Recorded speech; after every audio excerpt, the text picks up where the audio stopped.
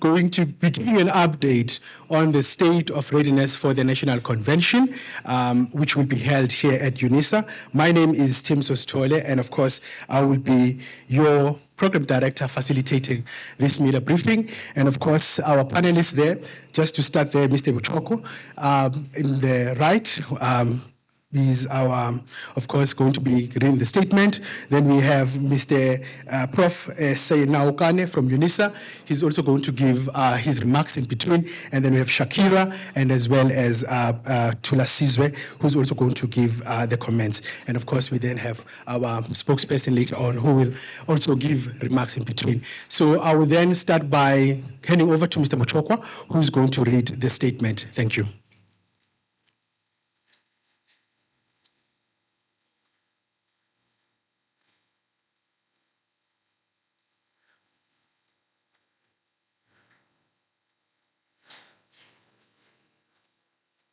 Felix?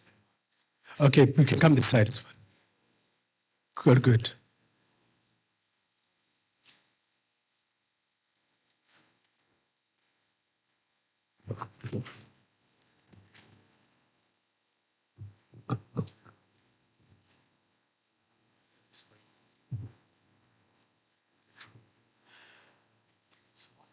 Sure. Good morning, South Africans. It is a beautiful day, the sunny Pretoria. And good morning, members of the media. We have come together or convened this press conference this morning to provide an update on preparations for the first National Convention of the National Dialogue. The first National Convention is taking place in the coming 4 days, on the 15th and 16th August 2025, which is Friday and Saturday, at this very main institution. The first National Convention marks the start of the National Dialogue process. The National Dialogue itself will take the form of public dialogues across the country in communities and sectors over several months. The process will culminate in the second National Convention in the first half of 2026.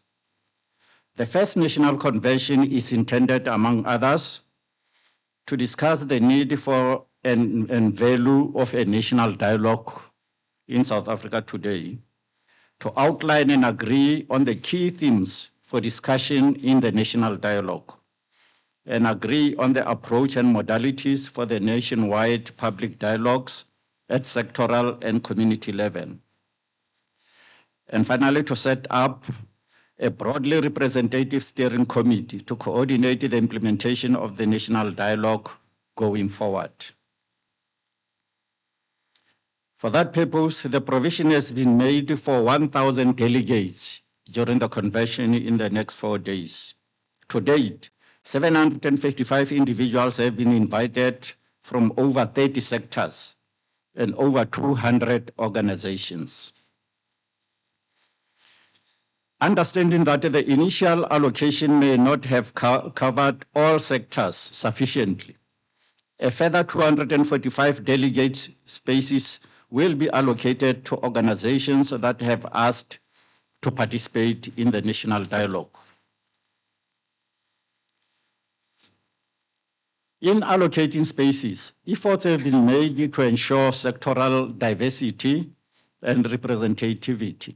Special weighting for marginalized or historically underrepresented groups and representatives across all sectors of youth, women, and LGBTQI+ individuals. As at yesterday, 557 people from 28 sectors had confirmed their attendance to the National Convention. Other sectors and organizations are coming forward on a daily basis to apply for participation in the first National Convention. In line with Section 83 of the Constitution of the Republic of South Africa, the head of state is the convener of the national dialogue to enable citizens to have a conversation on the South Africa that we all want.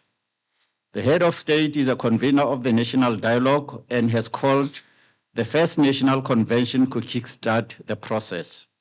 A number of structures work together to support and coordinate this process. There is included the Eminent Persons Group. It is comprised of 31 respected South Africans appointed by the President as the public embodiment of the National Dialogue and to provide advice and guidance. The Eminent Persons Group is co-chaired by Professor Maluleke and Mr. Rolf Meyer. An interministerial committee, which is chaired by the Deputy President, Paul Mashatile, comprises all relevant government departments to coordinate government's contribution. A steering committee will be established at the first national convention. Comprised of various sectors, the steering committee will set the strategic priorities and coordinate the implementation of the national dialogue process going forward. A secretariat housed at NEDLEC is responsible for the day-to-day management of the national dialogue activities and will report to the steering committee. Since April 2025, a preparatory task team has been responsible for preparing for the first national convention. It was established as an interim structure pending the establishment of a broadly inclusive steering committee representing all sectors. It has been comprised of members of the foundations of struggle stalwarts and representatives of the President. On 8 August 2025, the foundations announced their withdrawal from the preparatory task team. Following the withdrawal of the foundations, a convention organizing committee has now been formed, comprising of representatives from civil society, social partners, NEDLEC, Unisa, and the presidency to undertake the outstanding work to organize and run the convention.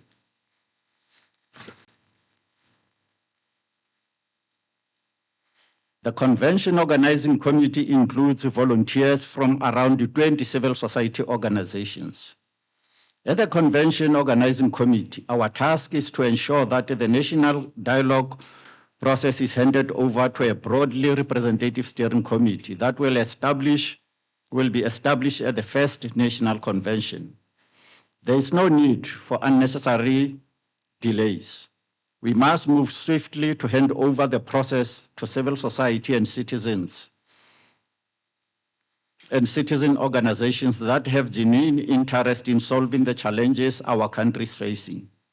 We must not allow any grouping to control a process that should truly belong to citizens and society in general. Since embarking on this journey, we have witnessed and received overwhelming support and contributions from many stakeholders. This has helped to reduce the costs of the National Convention. Unisa will be hosting the first National Convention and provided associated goods and services free of charge. Specifically, venues have been secured for the plenary, 2 overflow venues with live streaming, 10 breakaway venues, dining area and work areas. Furthermore, Unisa is providing facilities for an operations center, which is currently in action downstairs, that other side, which has been running over the past week. Catering, ushers, AV services, printing of discussion documents, signage, conference bags, notepads, pens, and Wi-Fi are all being provided for freely by the University of South Africa. Donations have also been received for the National Dialogue digital platform. Other goods and services such as venue, screens for public viewing, and rail and road transport are being provided at no cost. Delegates will travel by air from the Western Cape, Eastern Cape, KwaZulu-Natal, and Northern Cape. Buses are being organized with provincial governments for Gauteng, Mpumalanga, Northwest, Limpopo, and Free State. Shuttles, Gautrain, and PRASA will be used for local transport. Delegates will be accommodated at 5 hotels around this venue. The reduced costs associated with the hosting of the National Dialogue and the funding plan are done with the intention to reduce the burden on the national fiscus.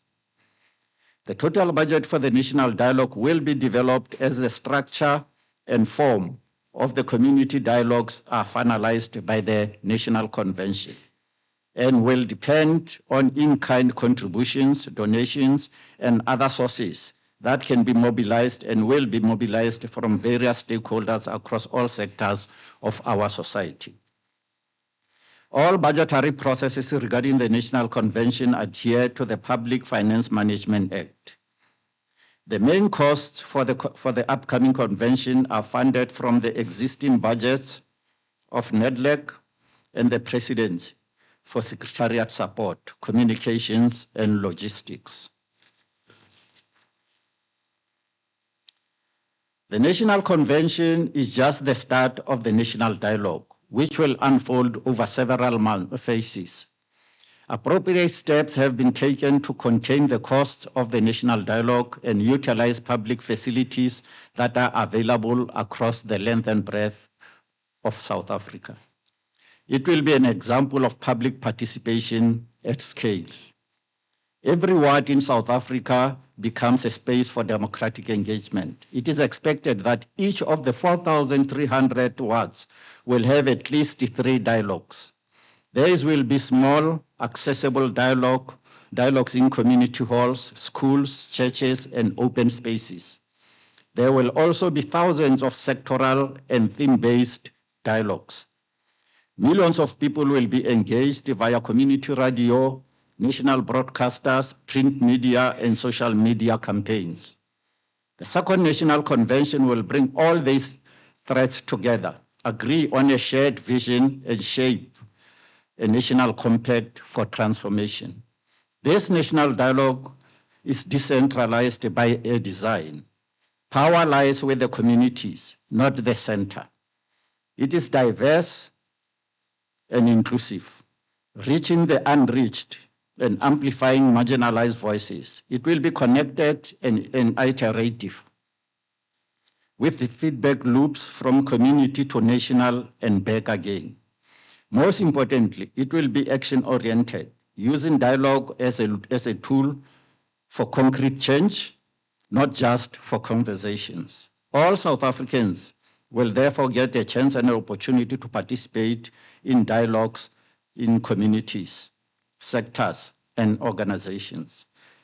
Everyone will be able to get information and feed in details of their dialogue activities through a mobile app to be launched at the first National Convention.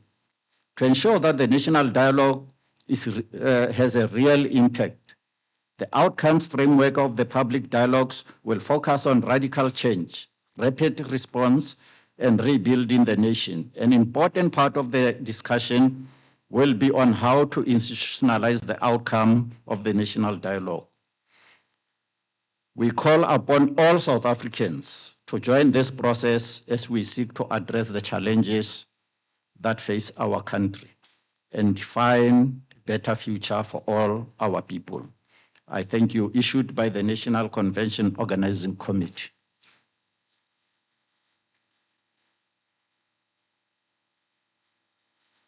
Thank you so much for that, those remarks to those members of the media who've just joined us. Of course, that's the statement. We'll take a first round of questions. And when we do that, please do introduce yourself, the media publication that you come from, and then I'll just ask my panelists once again to reintroduce themselves for those members of the media who've just arrived. Do you mind if you just pass the rover mic so that the panelists can reintroduce themselves again? You can start with Shakira. Please introduce yourself, just for the purpose of those media colleagues who just joined us. Thank you. Okay. Good morning, everyone. My name is Shakira Wabe. I'm part of Zabalaza Pathways Institute, which is a civil society organization, of course. And I'm also one of the volunteers from the civil society sector that is ensuring that the planning continues for this national dialogue. Thank you. Yeah. I am and will be the spokesperson for the first convention and first convention only until the convention comes up with a steering committee and other officers to take the dialogue forward. Thank you. Thank you. My name is Bochoko Ditlake. I am from Kagiso Trust, currently chairing the organizing committee leading up to the National Convention. Thank you. Good morning. My name is Tula Sizwe Makanya. I'm here representing the Forum of Star Wars Foundations, but also wearing a cap of being the chair of the Charlotte Manye Muckleneuk Institute. Thanks. Good morning. I'm Buitumelos Nukwane from Unisa, the Acting Executive Director, Institutional Advancement Department and Unisa spokesperson. Thank you very much. Thank you so much for those introductions, colleagues. We're going to have a first round of questions. Like I said, do raise your hand, indicate the media publication that you come from. We'll take 3 questions for the first round. I'm noting you. You'll be number 1, Zianda, number 2, EWN 702, Humoto. You'll be number 3. Please go ahead. Can you please assist the colleague with the mic? Thank you so much. Francis Lormachat from Progressive Independent News Agency. I know the presidency has spoken about this or tried to highlight this, but how much is the total, was the total budget of this dialogue, and which areas are going to consume more of the budget? And also, are there any private donors to this, and at what margin to the total budget? Thank you. Okay, you can go ahead. Go ahead. Please introduce yourself. Sorry, since I got the mic. I'm Amanda Koza from News 24. I'm just a bit confused. After the president has opened the convention, can you go into more detail as to what are we doing this weekend? I'm not clear as to what are we doing. And then you talk about organizations and delegates. I thought this was also about just ordinary South Africans attending. I'm a bit confused about the setup, the venue. I thought it was about South Africans coming, even at the convention level. Can you also explain that? Thank you so much, Zianda. Thank you very much. It's Zianda Ngobo from Newsroom Africa. I understand from the statement from the presidency that Friday is meant to just be trying to hash out the structure and form of the actual dialogue, but who is going to be participating? I ask this because I've spoken to a few political party leaders, and they say they've not even been invited yet, and this is something that's supposed to be taking place this Friday. So who is going to be there, and what is the purpose for Friday? And then perhaps to dial it back a bit, what informed the decision to announce the date of the 15th of August, seeing that now we've seen these statements, some believe, the foundations believe you've rushed it. So how did you reach this? In other words, what factors led you to believe that you'd be ready enough to go ahead with whatever it is going to be taking place on Friday and Saturday? And then I have noted in the statement today and in the presidency statement where you talk about taking funds from already existing funds from NEDLAC and their support team. But can we get it, unequivocally that there is no emergency procurement that has been solicited to fund this first national convention? Because there's concern there, of course, that has also been raised about the mechanisms in place as well to prevent corruption. Thanks. Thank you so much, Zianda. We have a colleague from EWN, Humoto. Go ahead. Thank you so much, Kgorong Modise from Eyewitness News. I just wanted to ask, in the statement you speak about a convention organizing committee that you've put together since the foundations decided to withdraw. You then say you're going to be almost redirecting the tasks that the foundations had. What are those tasks, and how are they going to be allocated to which of the organizations? And I'm asking because there is a sentiment that it's late now, we're a few days away from the convention. So what are the tasks that the foundations have essentially abandoned now that will have to be redirected? And then just to hop onto the question that my colleague asked about the donations, I know that you speak about donations and donations in kind. How much monetarily do we have in terms of the donations, and are you in the position to reveal who the donors are? Thank you so much. That's the first round of questions. I've noted you will have a second round. Of course, to the panelists, anyone who feels to take this question, please go ahead. Thanks. Shakira? Can you please pass the mic to Shakira? Thank you.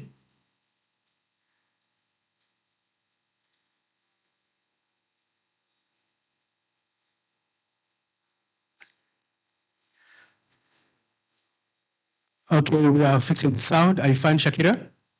Okay, we're helping you shortly. 1, 2. Okay, go ahead, Shakira. Okay, I think I'd like to first address the question first of what is this weekend about? Is it citizen-led? And yeah, let me start there. I think one of the most important factors about this press conference today is to literally take South Africa's citizen into our confidence in allaying some of the fears about how citizen-led is this convention. This convention, I believe, as civil society, we are sitting before you to say that we, through our own field work, through utilizing our own resources, through our own effort, we realize how important this process is for South Africans.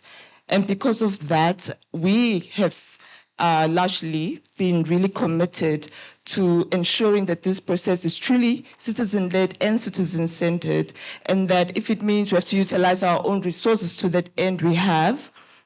This weekend has about 8 thematic focuses, which form the larger part of some of the concerns and challenges that are faced and known by all South Africans, especially by us as civil society who are at the coalface of trying to help some of these communities navigate these challenges. Hence our commitment to ensuring this process does happen. We have also committed our own resources to conduct field work in various places, in various provinces, to find out what people know and believe about this national dialogue. And a lot of people have told us that they didn't think it was about them because they thought the national dialogue is the national convention. The national dialogue is not going to be a 2-day event. It's going to take time over several months, being led and facilitated by citizens themselves, with some help, of course, from civil society to ensure the process is as fully participatory as possible. So I'll pause there for now. Thank you. Maybe the other member of the panel should introduce himself first before I carry on. Thank you. My name is Makuku Mampuru. I'm the executive director, and I justify my presence here in being the head of the Secretariat of the National Dialogue. Thank you so much. Yeah, I'm going to answer a few questions, but I think it's important that we understand the context. The call for the national dialogue happened many months back. And after that call, there were volunteers who came from the foundations, or some foundations. Okay, we do have about 9 foundations sitting here. So let me say some foundations. The president's emissary team, as it was agreed that he is the convener in terms of Section 83 of the Constitution, they formed what we call a preparatory task team. And the preparatory task team had subcommittees looking at the preparations for the first convention as well as for the dialogues. So things like methodology, Even budgets were looked upon by the preparatory task team in the beginning at a conceptual level. During that time, I need to underline this, the foundations and civil society were becoming very impatient with the convener for not announcing the date, because they wanted the dialogue to start and get on with the work. There was a meeting held in Pretoria, which I attended, and that was the whole theme for civil society. They were saying, announce the date. We are ready. We want to start with the dialogues.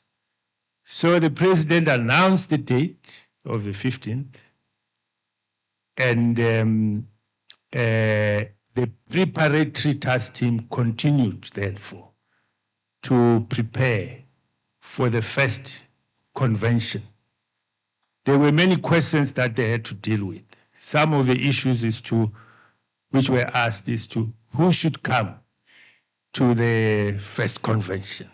I had a question about, is it South Africans? Yes, it is South Africans, but not 60 million of them. They can't fit into this vein. It's sectors that those volunteers who constituted the foundations and civil society, in their own wisdom, analyzing South African society in terms of the sectors, agreed that if we were to have an inclusive process, about 31 sectors should be able to be invited, and it includes everyone. It includes political parties, faith-based, youth organizations. It includes everyone. So the idea is that no one should be left behind, but you can't get 60 million South Africans coming here, because the first convention, and as it was asked, what is this? What is going to happen here? The first convention is a kickoff. It's blowing the whistle in many respects. So it's really an announcement that the national dialogue process has started in earnest. That is very important. Secondly, it's for those representatives, I would say fortunate ones, because South Africans are many, 60 million, who will be here to agree on the process and also to agree on what we call indicative themes. What are these dialogues going to be talking about? Now, I'm saying indicative because you can't prescribe to the people. It's not your process. It's the people's process. People may decide other themes that they're going to talk about. So that is really what is happening. And the wisdom, for instance, when there was a call for the postponement, the wisdom of the eminent persons group and also the convener was to say that we should not make a big deal out of the convention. The big deal is the dialogue. Let's try and release the people of South Africa to really start the dialogue. And you might have heard in the media and so on, the dialogue has really started in earnest, whether in terms of controversies. Now, the budget, you see, the budget that people were talking about, the 700 million and so on, it was a budget prepared by the preparatory task team. It's not a government budget. The conceptual framework of how that the dialogue is going to be funded was that 60% will be funded by government from the fiscus and 40% will be funded in cash and in kind by donors. So whether it is the business or it is actually the private sector, civil society has already done a lot. Organizations which have got some infrastructure like churches, local government will come to the party with venues higher and so on. the question was, what is this budget all about? It's a very important question. The most of the money that has been budgeted for, and it's still a budget, there is no finality, because in terms of the government components, Treasury is still discussing with this thing. Most of the money is going to fund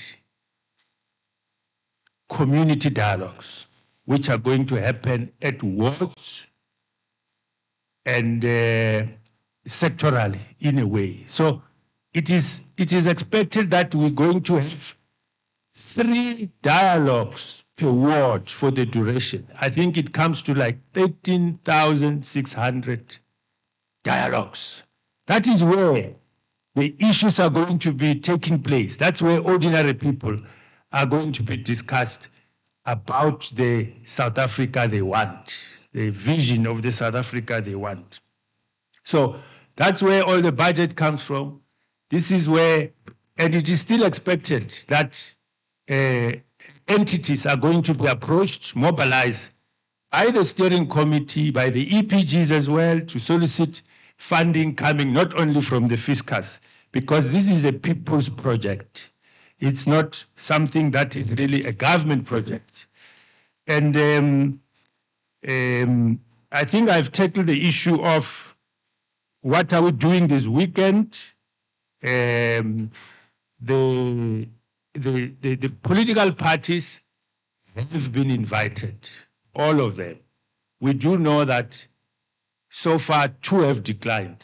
You might have seen in the news. As far as we know, from the organizing committee, we have invited all the political parties. I think the wisdom of the foundations and the preparatory task team was that we should focus more on political parties who are operating at a national level, because political parties are so many, in fact. And their delegations are not a lot. They are the minority in terms of the overall convention, for instance, because the idea was that they should not dominate. It should not be a political debate that comes up. It's the people's debate, the people's conversation. The guarantee that there is no emergency funding in terms of the budget, let me cover that one as well. It's the spokesperson for the presidency and other government spokespersons have reiterated that matter again and again and again. And the same questions are being asked, same guarantees and so on. And they have said that there is no money which is going to flout the PFMA, no money. Government has given those guarantees. And I think we should be able to take their commitment in good faith. Donations, who else has given donations? Transparency. The biggest donation so far even though it's in kind, is Unisa. And I think the spokesperson for Unisa is here. That is the biggest so far. When we were looking at the venue, we looked at other venues. I can tell you that the costs were quite high. So Unisa gave a donation. We also know, for instance, that other NGOs have donated in kind, as it was said, a lot. Their time, their resources, their traveling. Kagiso Trust has also donated, made a donation so far of about 2 million rand that they've put into the process. But it is really hope that there will be many, many other entities who support the future of this country, who are going to make a contribution to that. So if I've left some other questions, I'm not alone. Other members of the panel, is there any question you want to take? Okay. Let me just re-emphasize some few issues. I think we must emphasize that the major cost of this convention is going to be community level dialogues. If you think about the 4,000 plus of the ward level dialogues across all 4,300 wards, no? And and each will have 3 dialogues. We understand the process, and remember these things will be presented to the convention as it starts, with a very full detail of what has happened, so that there is also a seamless and clear handover to the newly established steering committee, which will be responsible for the process going forward.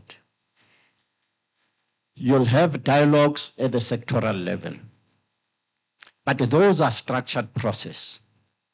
A provision is also made for self-activation and convening of various, for example, a particular community in Skukuni, they will say, we are planning to have a dialogue in our community hall. The responsibility of the process is to make sure that they connect with those self-convening activities of communities so that they can be formally recorded to constitute part of the compact which will emerge at the end of the process.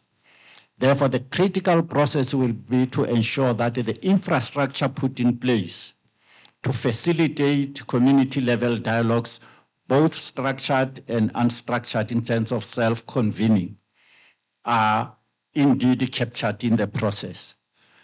So you can imagine the magnitude of that, even in terms of the cost factoring.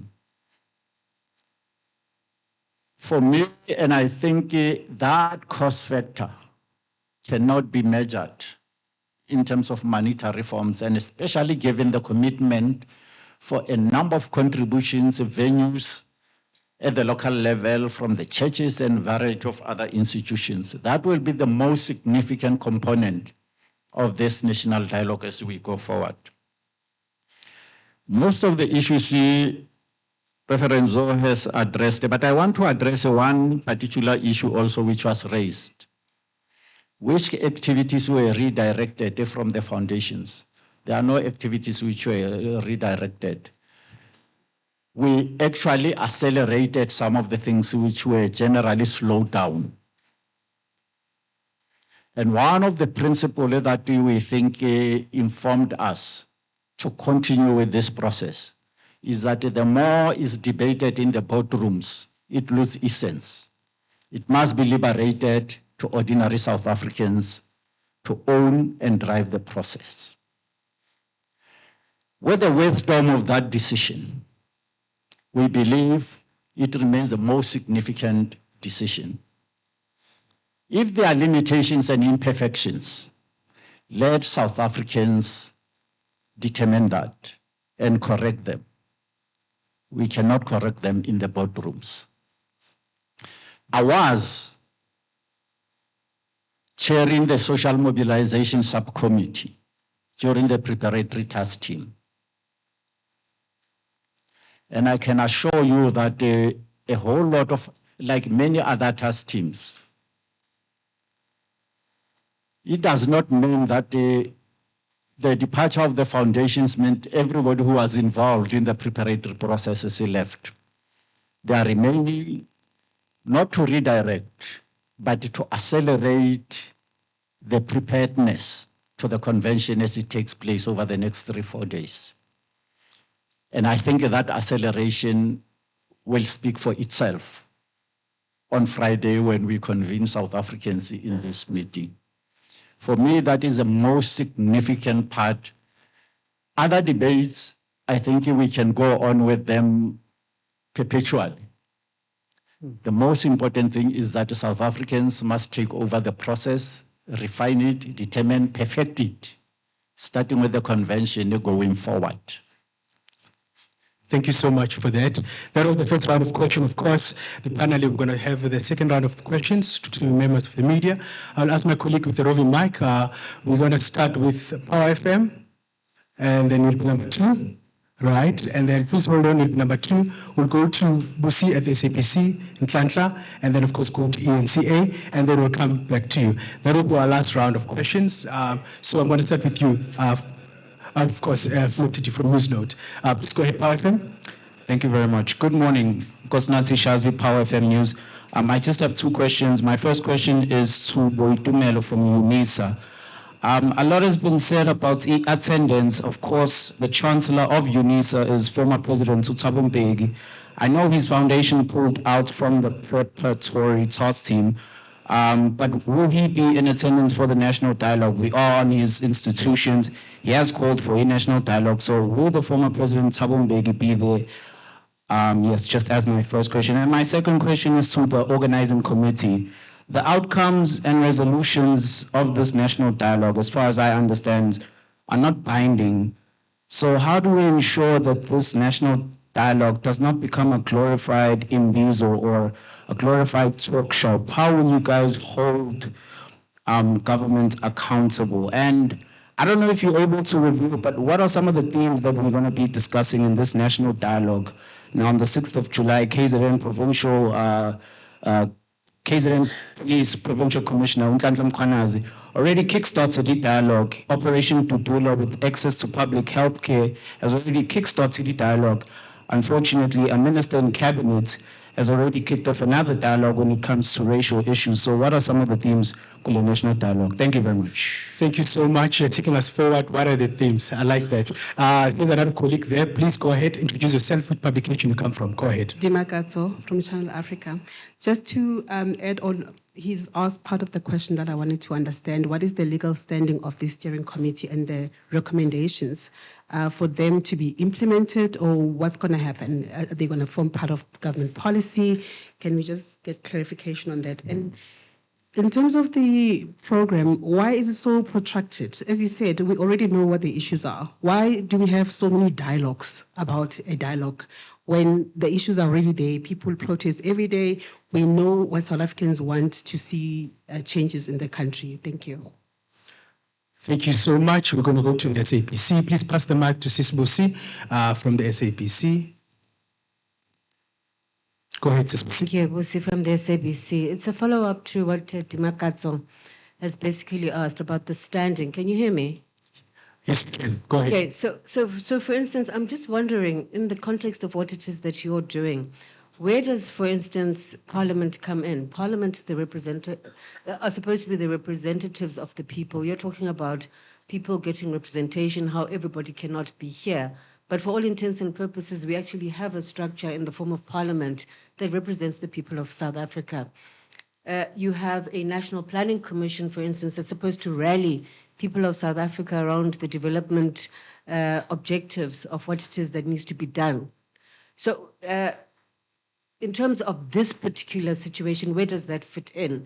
And then just a final one that perhaps maybe you talk about the themes and how you, the preparatory committee is talking about the themes. I'm looking at the panel in front of me, and you talk about public participation and representation, but there isn't much representation in terms of the table in front of me. For instance, there's just one lady who's there. If you're going to be talking about themes and what you think is important, surely you should have people that are just not 7 men in front of us here to give us some kind of confidence about what is going to happen going forward. Thank you so much. And Nhlanhla from SAPC, go ahead. Thank you so much. Nhlanhla Kgatlana, I'm with the SABC. I just have one question. There was a serious outcry in terms of the money that was to be spent for the national dialogue. I'm just curious to know, how much is it going to cost to have this first convention? Thank you so much. Thank you so much. All right, thank you. My name is Muluko Mloto. I have from ENC. I have 3 quick questions. How much of a blow did the departure of the legacy foundations inflict on this preparatory process in terms of the contributions that they were making or that you had anticipated? In terms of the discussion documents that I understand you already have in place, because one of the complaints raised by the legacy foundations was that this seems to be a government-driven process and they're unhappy with that. Who drafted these discussion documents? Was it not prudent perhaps for you to allow this convention that would be attended by all these many people coming from various sectors of society to come and help you draft those. It appears as if you are driving it because you are setting the tone. But then on the issue of whatever recommendations of this process at the end of the 3 or 4 months process, as my colleagues have been harping on that point of the fact that these recommendations are not necessarily binding on the president. Can you really confirm if indeed the president ultimately, as the convener-in-chief of this, can simply look at whatever product in the end and say, I don't take any of this? And what would have been the purpose? Thank you so much. Go ahead. Francis Lomachate from Pina News again. I think I must declare I'm not a mathematician, but we've got about 4,468 wards in the country. And as per the preparatory team's 700 million budget, if I calculate, it gives me about per three dialogues per ward. It gives me about 2.1 million per each dialogue in a ward. Am I correct to that calculation? Thank you. Thank you so much. While we are at that, of course, we have our colleagues online. Oh, cool. Nizo, go ahead. Yeah, my name is Kgorong Magolego from UFM and Newsnote. Just to amplify some of the questions by my colleagues, are you not alarmed by the withdrawal of these several foundations that society, they are regarded generally as credible? That coupled with the fact that the second, third, and fourth largest political parties in this country, which one of them is of course also in government, have rejected this process. Are you not alarmed by that fact? And also with the outcry of society to say, but how do you want to spend 700 million on a conversation when we have just had elections? Which leads me to my second question. We have a regular review of the constitution driven by Parliament. I believe it's underway currently as we speak here. Is this not a replacement of those democratic processes? Because we also just came out of an election. Is this not, and this suggestion of a dialogue comes from who are in government, who have had a majority, and during the majority, they've never suggested a dialogue. The dialogue comes now that we have this electoral stalemate. And in responding to that, also just indicate as to whether you are not worried as esteemed persons in society, whether your credibility would not suffer along the way, as I head to my last question about the money and your credibility. Have you incurred any costs at this stage we are now? I can see that there's water provided, there's a sound system. Have we already incurred and this cost question is very important because we buried Nelson Mandela. We were all very emotional, the father of our democracy, and you would know that to this day authorities are still seized with trying to make people account for the cost of that process. Are you not concerned that your own credibility may just suffer as a result of this 700 million rand process? Thank you. Thank you so much for those questions. We have a question online. Of course, the question online is from one of the colleagues there. Basically, wanted to know, are we going to invite the Operation Tudula, the Human Rights Commission? So if we can then clarify that, that's the question online. Anyone want to take that? Please pass the mic.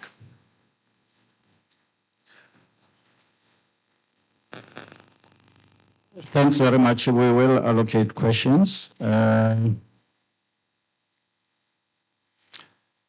is a national dialogue that we are handing back to ordinary South Africans. And I'm quite sure that South Africans will be perhaps the most critical component that we need to appreciate, because I think it's the same question which arises in various forms. Why the national dialogue and what is expected difference which it will make? I think that is the central question that we explore. we all agree that South Africa is going through major challenges. The outcome of the elections in 2024, which has been highlighted, is actually one of the symptoms of an indication of the state of our democracy. And I think it's a wisdom of South Africans at some point to pause that 30 years after our democracy, where are we? Where we could have gone wrong, and how best to reshape and re-envision our next 30 years. Now, I suppose the subset of question from to that is, can South Africans provide that kind of a re-envisioning of the future of South Africa?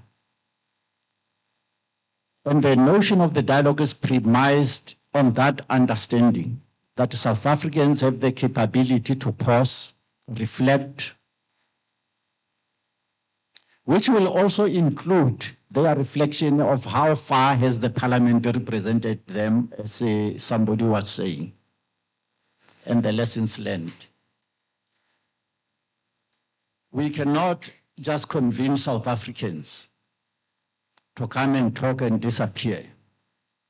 It has to mean something, even for our generations to come, that there was a time that South Africans, in their collective wisdom, reflected and remap anew.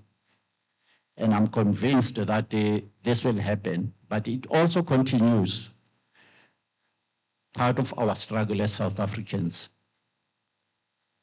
If we South Africans come out of this dialogue and believe that certain things have to change and change fundamentally, and I think as South Africans we'll have to make that happen.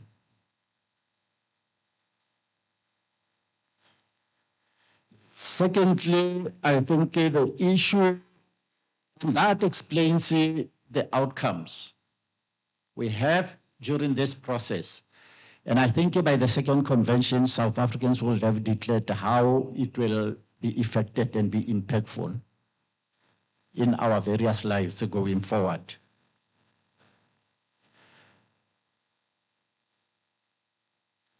The second issue, colleagues will take other issues. Indeed, the Parliament will be represented in this process through the Speaker and the Deputy Speaker and both the NCOP. And as we know, the configuration of Parliament is largely also made up of the political parties which crossed the line and are represented in Parliament. And the conglomeration of that is represented in this dialogue. And it was indicated earlier, they have been invited. And I'm sure that they will be here. And the process of engaging with the national, because what we are not looking at is the rehashing of the national plan as we have it today. But it's to revisit South Africans' wisdom to say what needs to happen differently.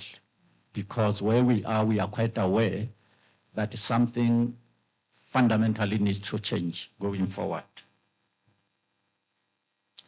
Unfortunately, which is what we needed to have started with, we had a number of delegates who were supposed to be here. This is just the symptom who could make it in Pretoria by this time.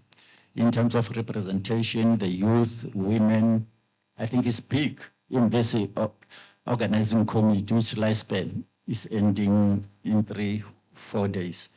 But we can assure, and we will share that list of all of them. Ne?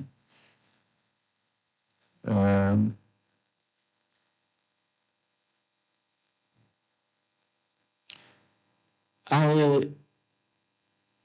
don't think we are alarmed by any stretch of imagination by the departure of the foundations as it was asked. This process is not about the foundations. It's not about any one of us sitting here today. It's about ordinary South Africans. I don't think there is a a slightest impact. And I must say, over the last 4 days, so much was done compared to the past several months. That I can say as a matter of fact. And hence our confidence that we will hand this process to South Africans on Friday and Saturday. And we have said that it is not about the perfection. It's about creating a basic framework in which will be handed over to South Africans to drive the process going forward. And that will happen. One of the critical issues that we normally believe we pride ourselves as South Africans is ability to dialogue when we are confronted with the deep challenges.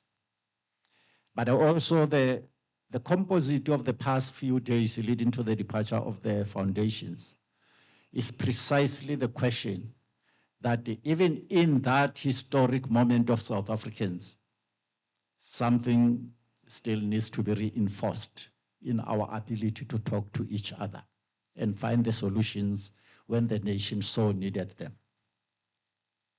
In a nutshell, there's no impact and there will be no impact.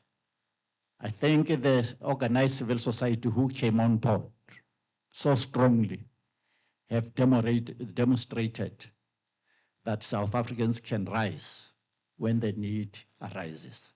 And they have done that in the totality of the composite of civil society organizations who came and have worked 24/7 to make sure that we have a convention tomorrow. Finally, this is a citizen-led process. And we will witness it when the steering committee is established over this coming weekend. Our ability as citizens and as organizations of civil society across the board, labor, business, civil society, faith-based and so on, to assist and mobilize communities to own up to this process, it is going to make a difference. But it must be citizen-led process. And it can only do that if the citizens' leadership drives the process, even on behalf of South Africans and those whom they represent. And that is why the 30-odd sectors will confirm and close off that kind of a debate, that it is indeed citizen-led.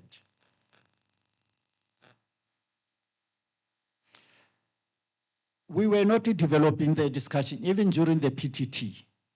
We were developing the framework, trying to set up a baseline in which, one, the convention will go through, refine, and strengthen. It was not about the discussion documents.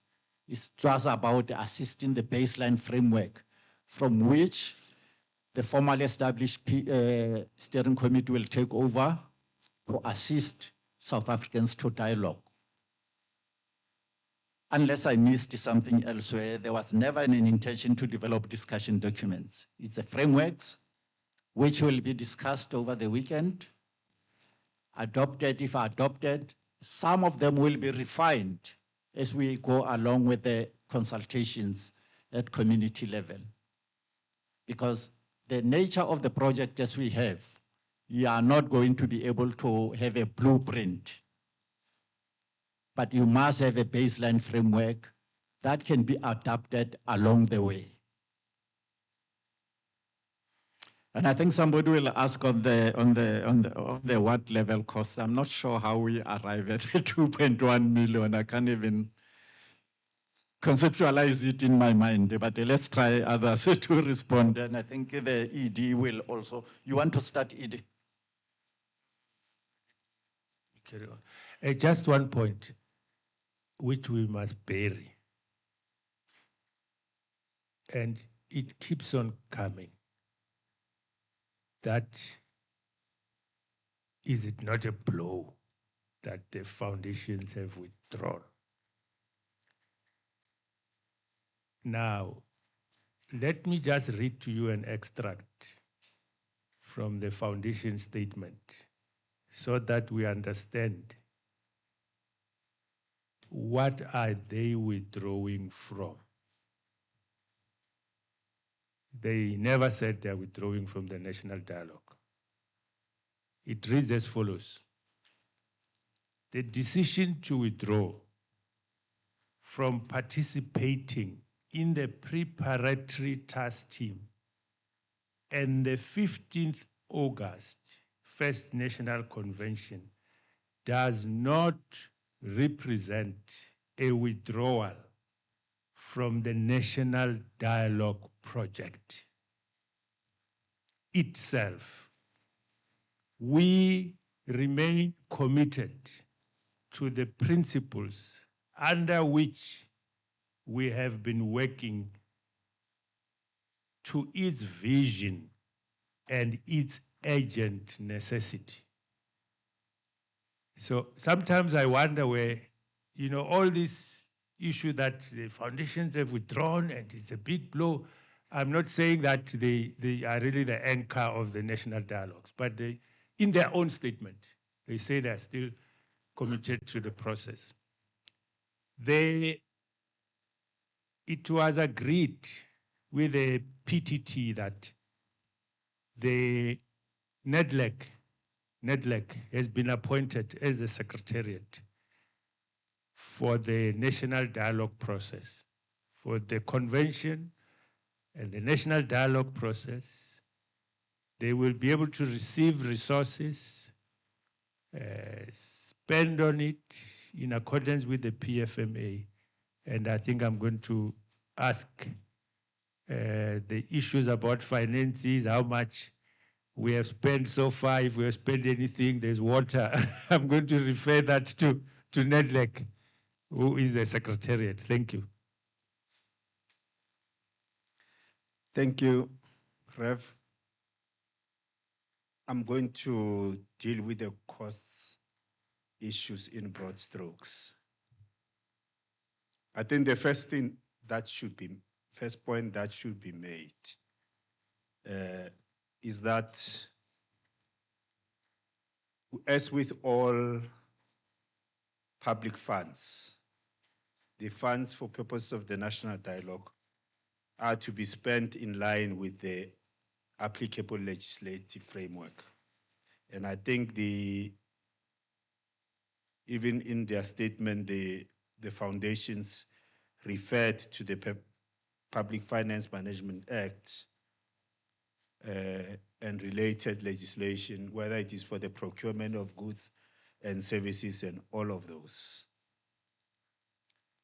So, I mean, what we can say is that we have systems in place as NEDLEC to make sure that all costs associated with any project we are involved with are accounted for. I think we can take that as a granted as South Africans, as the media. But over and above that, and mindful of the examples that have been cited where things have gone wrong. I came a bit late, so I don't know if anyone mentioned COVID, but I heard the Nelson Mandela funeral and so much else. And such is the nature of special projects. And I don't want to suggest that NEDLEC walks where angels fear to tread. But NEDLEC has managed big projects. In fact, with respect to the projects around COVID, members of the media and South Africans may be aware of the Solidarity Fund. Billions of rands were raised, some of which were raised from the private sector. And there were no hints of corruption or mismanagement of funds. In fact, at the conclusion of its work, the Solidarity Fund still had funds remaining in its accounts. So that's the general point I want to make. I also want to make the point that even as we are engaged in this process, there are certain cautionary steps we are taking. For example, up to thus far, the secretariat that has supported the preparatory processes has been seconded thus far. Of course, there's going to be a dedicated secretariat established. Many of you here may know that NEDLEC, there's two aspects to NEDLEC. There's NEDLEC, the social partners that constitute NEDLEC. Organized labor, organized business, organized civil society, and government. Those social partners said to me, as the executive director of NEDLEC, don't spend money you don't have. So strictly speaking, NEDLEC has not spent any money on the national dialogue processes. NEDLEC has availed its goodwill, has availed its staff. So we rather than spend money, we have overworked our staff because we can always claw back on that. We have availed our facilities to the use of the national dialogue processes. All of that, and very little of that has involved money. That's at the staffing costs. Indeed, we are going to be recruiting. We didn't want to recruit, especially senior level positions for the national dialogue, recruit for the steering committee until it takes office. So I'm doubling up as the secretary of the national dialogue process as I am the secretary of NEDLEC. We also have, on a continuous basis, I'm consulting with legal and auditing experts to make sure that as little as possible gets in. For example, we talk about donations in kind. We talk about Unisa. There was a question about how much the 15th of August is going to cost. The short answer would be, it's all for the account of Unisa. But just because it is donated does not mean it's not quantifiable.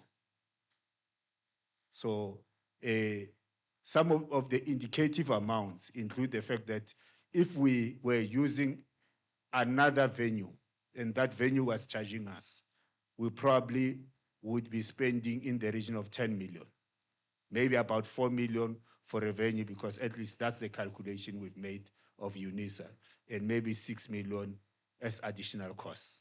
There are other costs that we can't run away from. I think the statement has mentioned the fact that hotels have given us preferential rates for the accommodation of delegates. But that we still have to pay. Airlines have given us preferential rates. There are some provinces that will be transporting people on the ground. They will be contributing towards venues. There's so much as they will be contributing towards. They will be catering. All of that is going to be, we're going to keep records of all of it. Because I think Rev has made the point that even if ultimately the amount being spoken about was 700 million or 200 million or $1 billion, most of it will be money in kind. But money in kind is not money. It's money in kind, it's facilities in kind, but all of that is quantifiable. And that is what we are doing. We are continuously keeping track of all of that. And when we close off the national dialogue process, we should be able to come back to South Africans and say, after all is said and done, this process that you had called for has cost us this amount, maybe $1 billion, but only 300 million of that was actually cash. The rest of it can be quantifiable in the form of schools that had to be used, community halls that had to be used, churches that had to be used. But all of that we're going to be accounting for, and we are keeping track of that.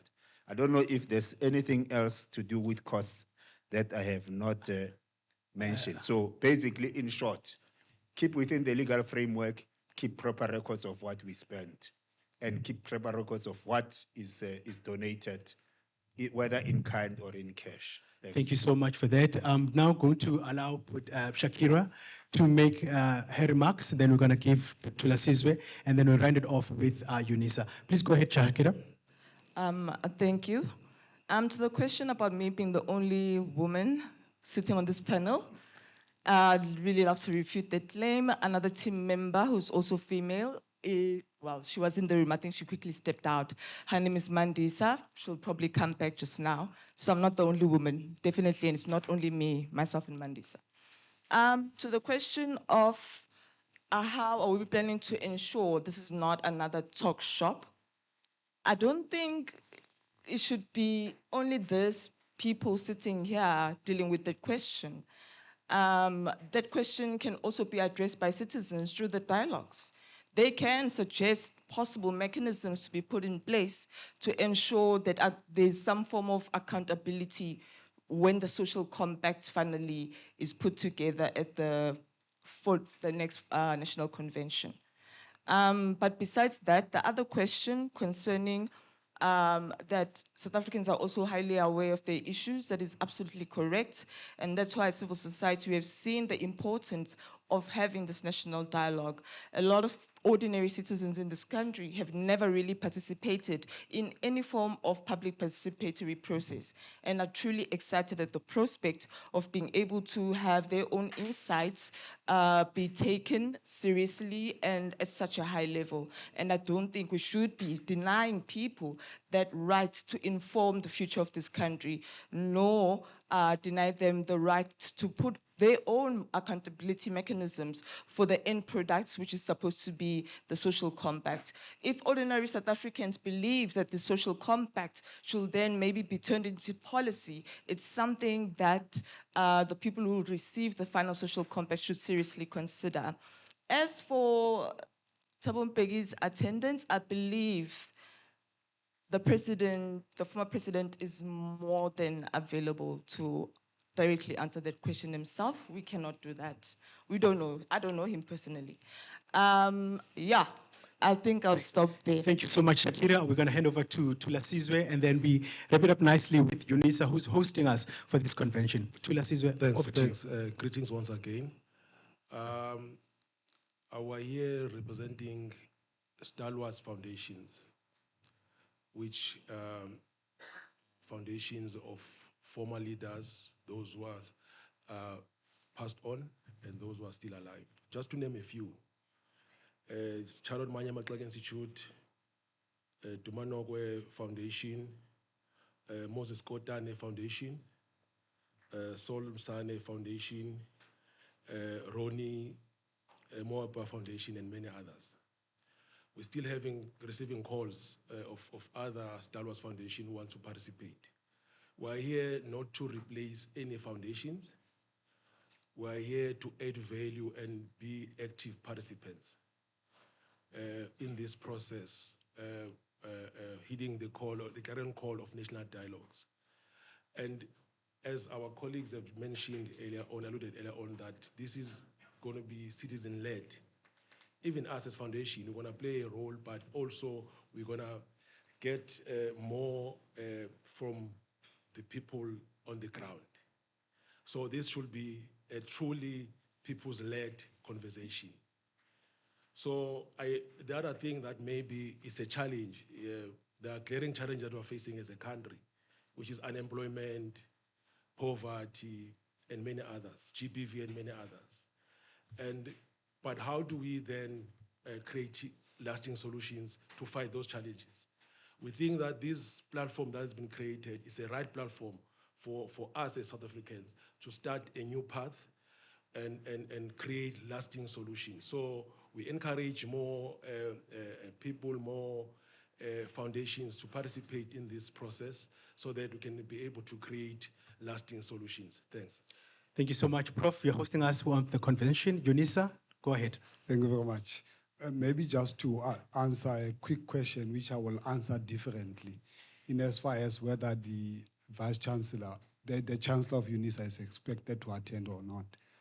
The question will not arise if we move from the premise of our role as Unisa. And our role is very simple. First is to host. We provide facilities, a venue for plenary, which is ZK Matthew, which is 1,000 capacity seater, and the Senate Hall, which is around 250 for overflow. But we've got a couple of those that will be sharing for breakaway rooms. So it is more or less what we'll be providing as an institution. And what happens then is that if that is the role understood to be played by Unisa, the question does not arise whether we expect or not the Chancellor will attend, because we play a role of as a partner but to support rather than to be actively involved. But the second one will be, because other people will ask, but why is Unisa involved? Even bigger than that, why is Unisa spending its resources, sharing its resources in ensuring that the dialogue or the convention is happening? And perhaps it's better if I answer this from the founding documents of Higher Education Act, specifically answering by deducting from the preamble of the Higher Education Act. And I'm deducting, I'm not answering in, as in a fashion that I will do if I had to engage elsewhere. One of the mandates is that higher education needs to respond to the needs of the Republic and of the communities served by the institution. And maybe the last one, to promote the values which underlie an open and democratic society based on human dignity, equality, and freedom. So that's where we are entering as Unisa. And we are funded by the state in ensuring that we execute this particular mandate. Thank you very much. Thank you so much, Prof. It's clear, members of the media, the train is moving, and of course we'll be having that convention this coming Friday. Quick update to the members of the media: accreditation will be collected on the 14th. We'll issue that advisory. Members of the persons group will be available for media interviews, and of course the spokesperson as well, Mr. Mchoko, will remain for media interviews. And then also, I think in between is just to simply say to all members of the media and South Africans, you've heard it. And of course, the dialogue is going ahead and the conversation and convention. Thank you so much for joining us. And those who remain to do interviews, feel free to join us. Thanks.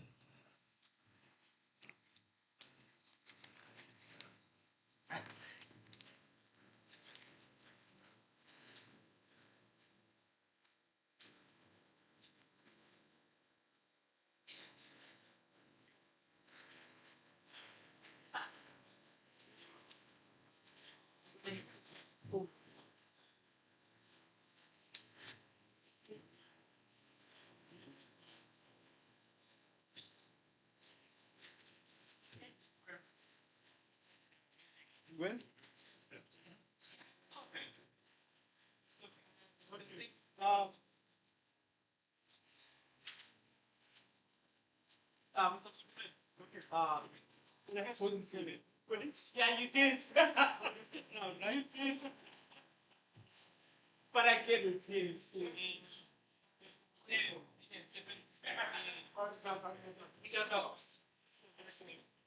I like that you said we're not sure to replace